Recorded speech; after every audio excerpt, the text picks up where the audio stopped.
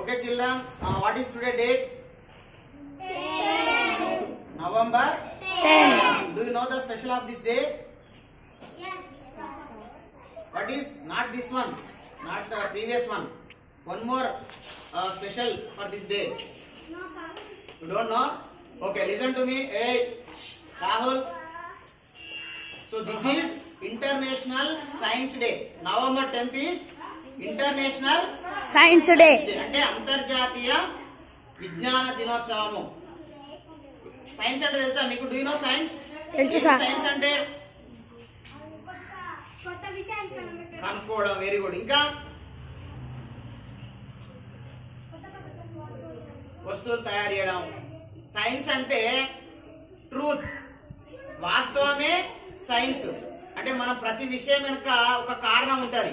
ఆ కారణాన్ని మనము అరే వింటలేరు, అరే యశ్వంత్ ఎందుకు, ఏమిటి, ఎలా, హౌ, వాట్, వై అని థింక్ చేసి దాని వెనుక ఉన్నటువంటి కారణాన్ని తెలుసుకొని దాంతో పాటు ఇంకా మన సమస్యలకు పరిష్కారాన్ని కనుగొనడం, ఆ కనుగొన్నటువంటి విషయాలను ఒక క్రమ పద్ధతిలో మనం పొందుపరిచి ఒక పుస్తక రూపంలో, ఒక శాస్త్ర రూపంలో తీసుకొచ్చి నెక్స్ట్ తరానికి అందించినప్పుడు అదే మనం విజ్ఞానంగా చెప్పుకుంటాం.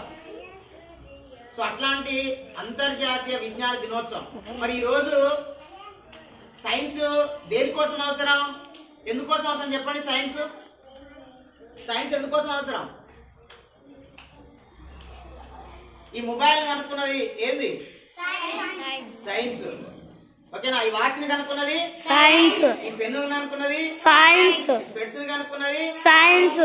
మన కారును కనుక్కున్నది సైన్స్. ప్రతిదీ సైన్సే. ఓకేనా?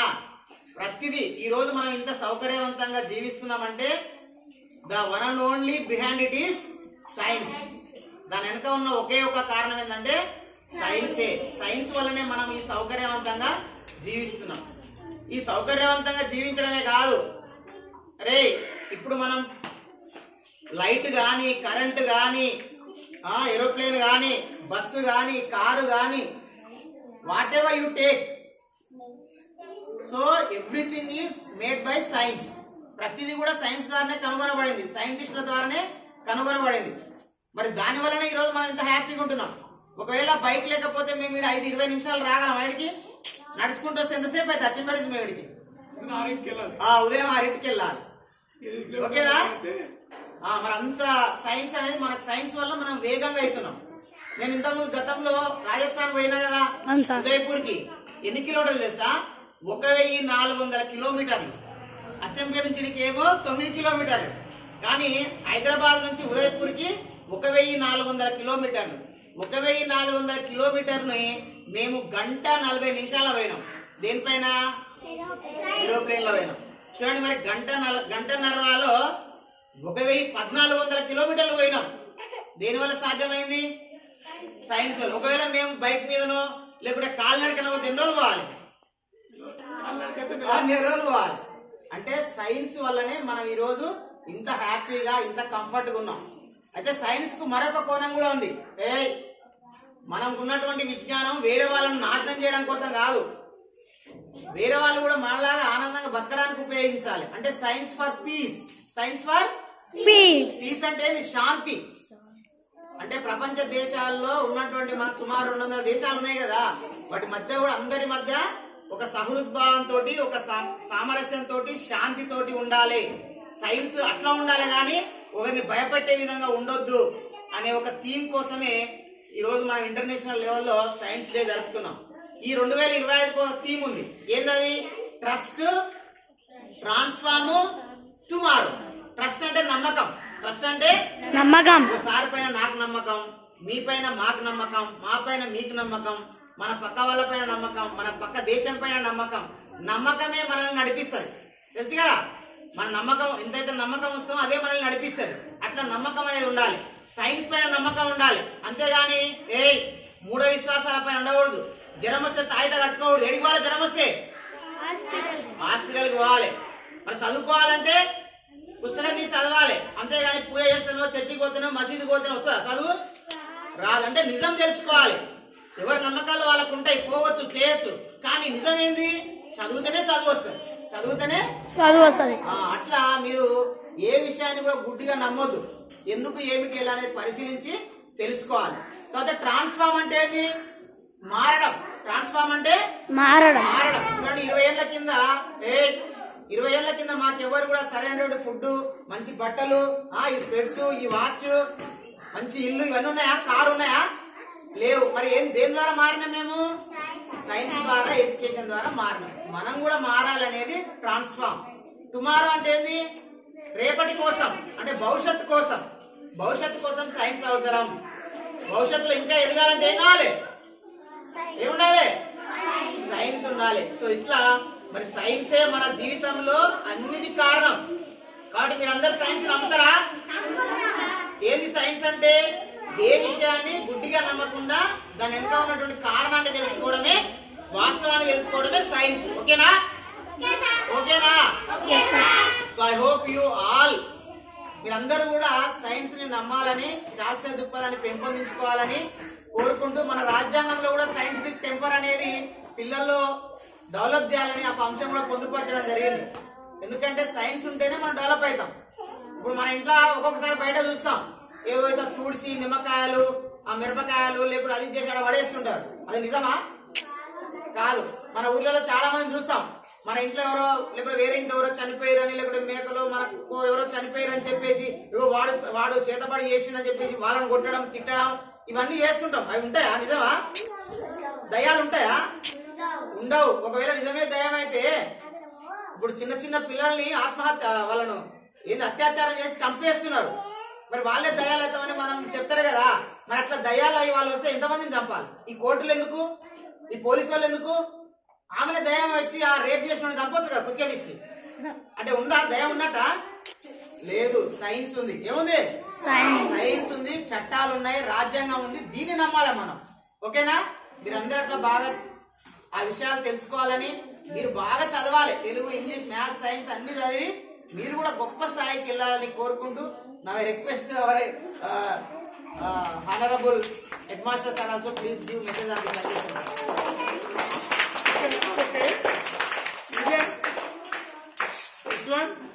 ప్లీజ్, మనం ఇంత చేసుకొని మాట్లాడుకుంటున్నాం కాబట్టి మీరు ఖచ్చితంగా వినాలి.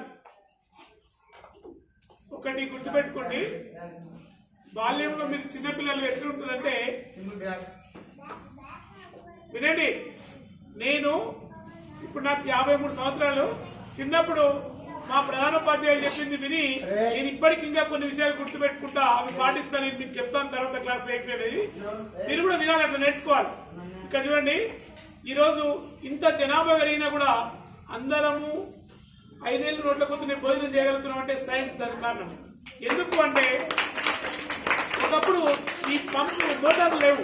లేక ఏమయ్యేది, ఎక్కడైతే లోతట్టు ప్రాంతాలు ఉన్నాయో ఆడికే నీళ్లు వారబెట్టుకొని బొక్కెలతో మూట కొట్టి వచ్చేసి కొద్ది కాలానికి ఏమైంది, మోటార్లు వచ్చినాయి. ఆ మోటార్ వేస్తే కూడా ఏమయ్యేది, ఎక్కడైతే కాలువ తీసేది, పాలతో కాలువ తీసి నీళ్లు కిందకి ఎక్కడ పోతే అక్కడనే పారించుకునేది, పైకి గడ్డకెక్కవు నీళ్లు. తర్వాత ఏమైంది, స్ప్రింక్లర్లు వచ్చినాయి.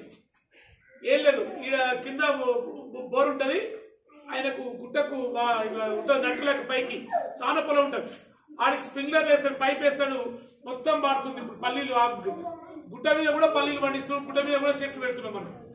That is science. ఒకటే గుర్తు పెట్టుకోండి, సబ్జెక్ట్స్ మనకు అన్ని ఉంటాయి. సైన్స్ కు మిగతా సబ్జెక్ట్ తేడా ఏంటంటే, science means practical plus theory. Science అంటేనే దానికి ఉండే ఒకటే మాట ఏంటి, ప్రాక్టికల్ ప్లస్ థియరీ. మీకు ఇంకా అరణ్య ఇక్కడ చూడండి అందరు. ఇప్పుడు మీకు వినాలి, ఒక్క విత్తనం మొలకెత్తడానికి కావాల్సిన పరిస్థితులు ఏంటంటే, వరుణ్ గుర్తుందా, air, water, sunlight.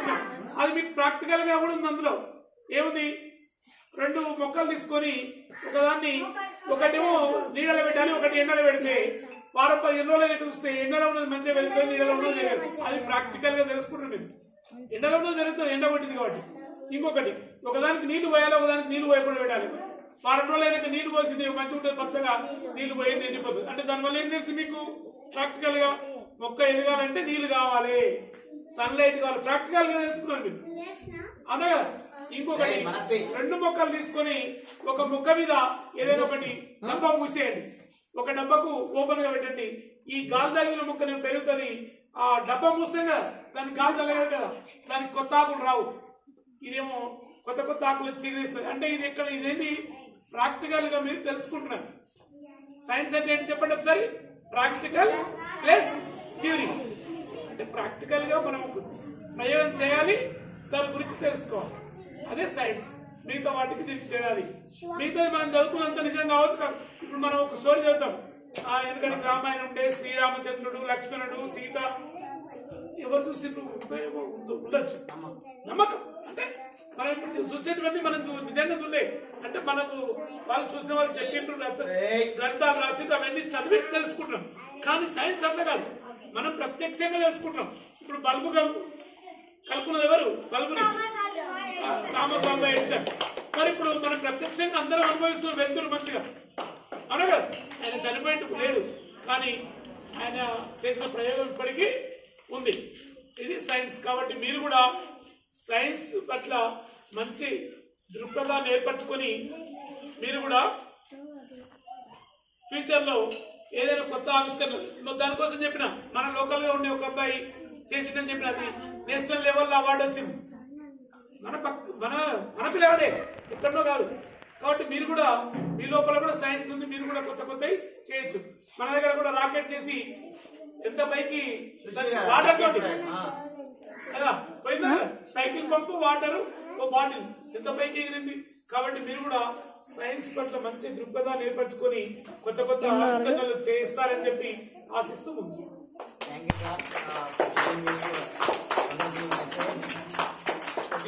I hope you understood. అందరికి అర్థమైంది అనుకుంటున్నారు. అర్థమైంది కదా. సార్ చెప్పినట్లుగా థియరీని ప్రాక్టికల్ని రెండు అవసరమే. ఒక్క థియరీ తెలుసుకుంటే అర్థం కాదు. మనం రాకెట్ ఎగురుతుంది అనుకున్నాం, కానీ మన స్కూల్ ఎగిరేసినాం కదా. ఎట్లా ఎగిరింది? కిందికి నీళ్లు గాలి వస్తే చర్య కిందికి జరిగితే ప్రతి చర్య పైకి దూసుకుపోయింది రాకెట్. అదే న్యూటన్ 3వ నియమం. అట్లా థియరీ ఏమో చర్యకి ప్రతి చర్య జరుగుతుంది థియరీ, సిద్ధాంతం. దాని ప్రాక్టికల్ ఏంది చూసినాం మనం. ఇప్పుడు బాల్ ఉంది, బాల్ గోడకేస్తే మళ్ళీ రిటర్న్ వస్తుంది కదా. ఎంత వేగం చేస్తే అంత వేగంగా తిరిగి వస్తుంది. అది ప్రాక్టికల్. అంటే చెప్పడమేమో థియరీ, చూపించడం చేయడమేమో ప్రాక్టికల్. సో అట్లా మీరు కూడా ఆ ప్రాక్టికల్ నాలెడ్జ్ ని ఎక్స్పీరియన్స్ చేయాలి. ఆల్రెడీ మనం అనుకున్నాం ప్రతి వారం ఒక ప్రయోగం చేసే ప్రయత్నం చేద్దామని. ఖచ్చితంగా నెక్స్ట్ మేము అట్లా చేస్తాం. మీరందరూ కూడా ఆ విషయాలు తెలుసుకోవాలి. మీరు మీ జీవితంలో పాటించాలి. మీ జీవితంలో ఏం చేయాలి? పాటించాలి. ప్రతి విషయం వెనుక ఉన్నటువంటి వాస్తవాన్ని తెలుసుకొని మీరందరం ప్రయత్నం చేయాలని. మీరు కూడా గొప్ప శాస్త్రవేత్తలు, అబ్దుల్ కలాం గాని, మేడం క్యూరీ గాని, ఇట్లాంటి ఎంతో మంది గొప్ప గొప్ప శాస్త్రవేత్తలు, సివి రామన్ గాని, వీళ్ళంతా కూడా మన దేశానికే కాదు మన ప్రపంచానికే గొప్ప కంట్రిబ్యూట్ చేసినటువంటి వాళ్ళు. మరి సార్ చాలా సార్లు చెప్తారు వాళ్ళ డిఎన్ఏ మనలో ఉంది. వాళ్ళు మనం లాంగ్ బ్యాక్ మనం కూడా రిలేషన్సే వాళ్ళకి.